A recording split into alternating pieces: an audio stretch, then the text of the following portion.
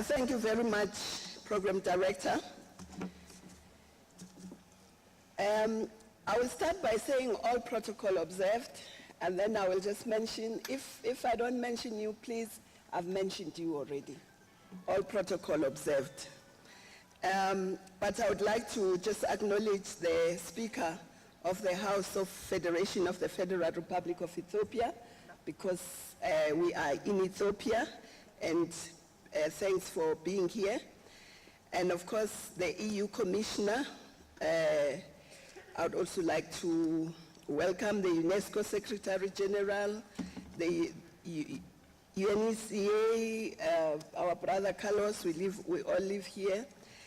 And we, of course, have to acknowledge very fondly the founder of WIP and former Vice President of the EU Parliament, our sister Silvana. And I'd like to also welcome all my sisters, starting with Madam Bangura there, Madam Puri, Madam from Sweden, Mary Kiviemnini. I think I haven't spelled it, I haven't pronounced it correctly, but and then I would want a special welcome of our former president of Malawi, our sister Joyce Banda.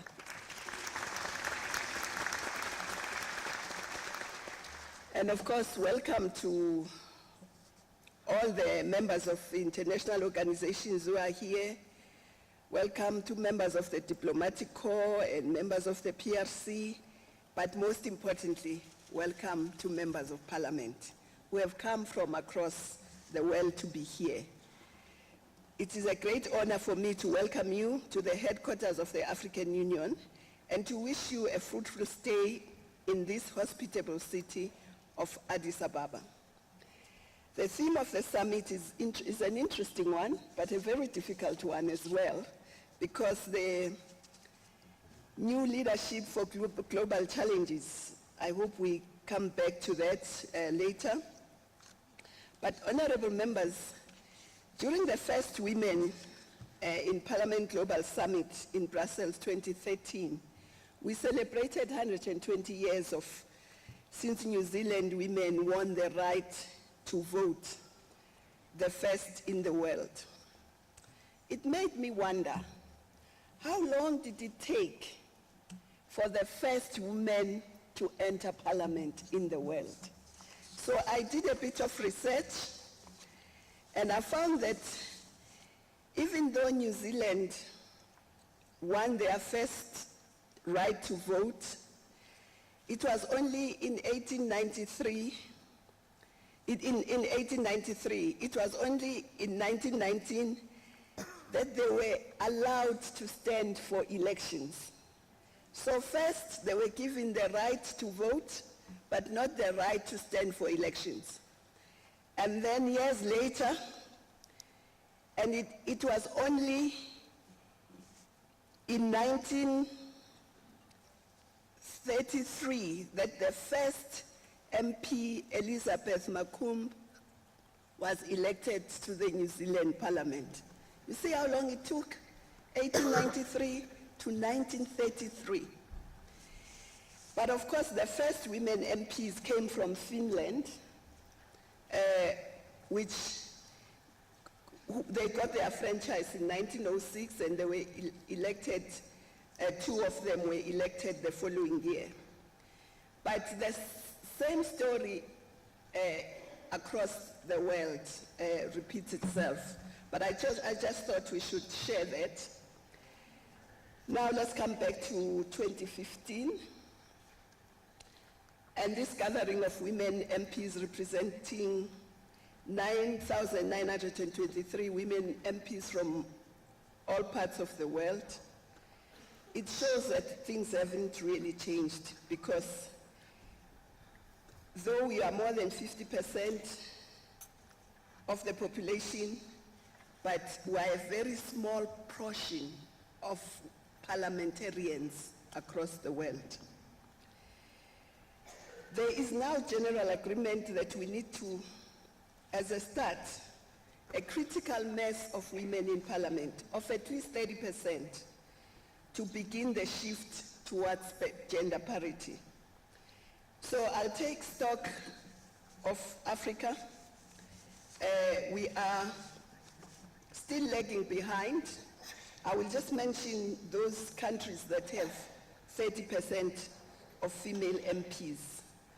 I will start with Rwanda, Namibia, Seychelles, Senegal, South Africa, Mozambique, Angola, Tanzania, Uganda, Algeria, Zimbabwe, Tunisia, Cameroon, and Burundi. Those are the only ones that have reached the threshold. We are looking forward to the 2015 elections in Burkina Faso, Ethiopia, Nigeria, Togo, Benin, Burundi, Egypt, and Sudan. And we hope they'll be able to reach the 30% threshold in those elections. But globally, I don't think we're doing any better, but the struggle continues. The struggle for representation in government, in the judiciary, in fact, in all spheres of in the private sector and all spheres of human endeavor, women should be represented. Africa this year is celebrating the Year of Women Empowerment and Development. And with the rest of the world looking at the historic Beijing conference, which took 20 years back. Our choice to focus on women in 2015 is part of the ongoing struggle for gender equality in our continent. At the beginning of 2015 in January, the African Union Summit adopted the collective African vision for the next 50 years to move the continent in the shortest possible time towards a prosperous, people-centered, integrated, peaceful continent and a dynamic force in the world. But of course, the theme is leadership, but leadership needs to have a vision. So this is the collective vision of Africa, and we call it Agenda 2063, the Africa we want. I will highlight a few of the aspects of that Agenda 2063, and it's premised primarily on investing in Africa's most precious resource, which is its people. It is for this reason that we emphasize access to health for all, girls and boys education, and African skills revolution, that will see more of our young people and women focusing on science, technology, engineering, and maths, and also research and innovation. This is both to develop their talent so that they can reach their full potential, but also for them to be drivers for Africa's development towards shared prosperity. Agenda 2063 also emphasizes the development of infrastructure, rail, road, aviation, maritime, energy, ICT, water, sanitation, and social infrastructure, as well as the need to transform Africa's agriculture and agro-businesses and to beneficiate and add value to our natural resources. This means a deliberate plan to banish the hoe to the museum and modernize and mechanize agriculture.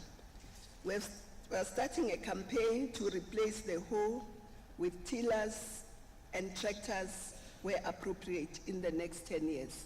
So after 10 years, we really don't want to see the hoe except in the agricultural museum. That's our campaign, and anyone who wants to join this campaign is welcome. Agenda 2063 is also ensuring that we benefit from our vast oceanic spaces and the resources it holds by developing our blue economy. As we gather here today, the first ever conference of African women in maritime is taking place in Luanda, Angola, where women in this sector will discuss how they will cooperate to make inroads into shipping and maritime transport, into fishing, offshore oil, and other aspects of the blue economy. I should have been in that conference, but I'm here. But I'm well represented there as well.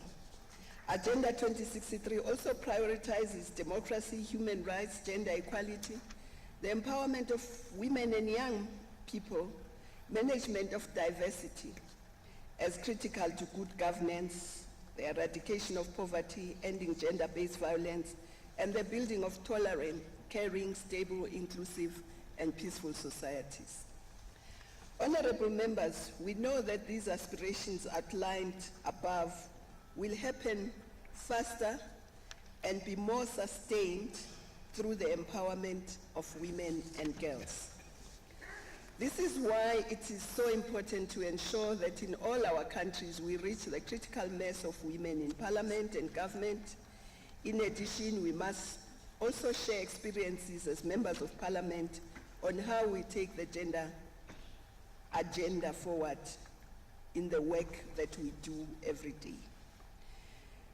During the African Year of Women, we prioritize financial inclusion, and the ADB, our sister there, General Geraldine, is working on this matter with others. Economic empowerment, access to modern technology inputs, access to capital, to land and markets, and expanding opportunities to education and training to girls and women. In addition, we are advocating the right of women to be represented in everything. But we must also ensure that other issues critical to women are at the center of the post-2015 development agenda and to the Sustainable Development Goals.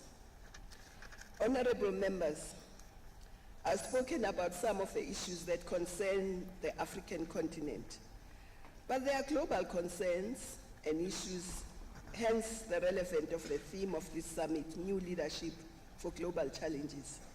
These universal challenges of increasing women's access to economic resources, their participation in public life, and of ensuring human security, peace, and sustainable environment are matters that concern women everywhere, not only in Africa.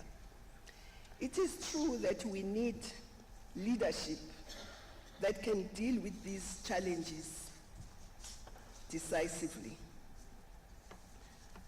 I believe that we need leadership that puts people at the center of everything, that listens and understands the needs of the people, and that is compassionate and empathizes with its people.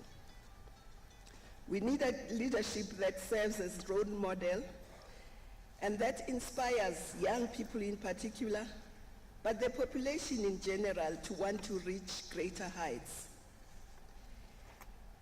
We need leadership that knows how to manage diversity by respecting every race, gender, culture, religion, language, and supports tolerance. It must be a leadership that embraces diversity as a strength rather than a threat. If not, we shall encourage exclusion, and exclusion breeds extremism. We need leadership that understands Newton's third law of physics, that for every action, there is an equal and opposite reaction. Or the maxim, do unto others as you want to do them do unto you. So we also need leadership that understands that good leaders are as good as their teams, that encourages teamwork and empowers those around them. We need leaders that shine the light for others, but is ready to receive the light from others. The leadership we need must be honest, transparent, and ready to acknowledge mistakes, understanding that, I will quote from a young female poet, that every beautiful rock has its fault lines. So there's no one perfect, But if we all work together, we can complement anybody's mistake. But a leader who thinks they are perfect and they know everything and they don't listen, we don't need for the challenges we are facing. But we also need leaders who are flexible, who change when they see that there is a need for change.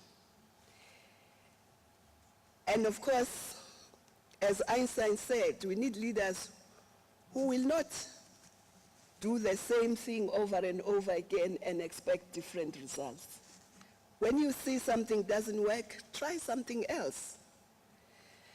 And of course, as we grow our economies, we need to put people at the center, not only profit. Profit is necessary, but it can't be only profit. It must be people at the center. Of course, we also need leaders who understand that this planet should be bequeathed to future generations, and it should still be pleasant for future generations to live in. And of course, we need leaders who work to ensure that they bequeath future generations with a better world that they found.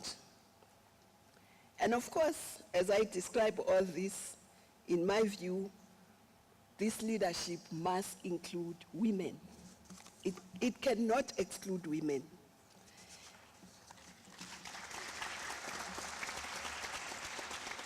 Of course, we need leaders of strong character, and we know that strong character is not built overnight and is not congenital.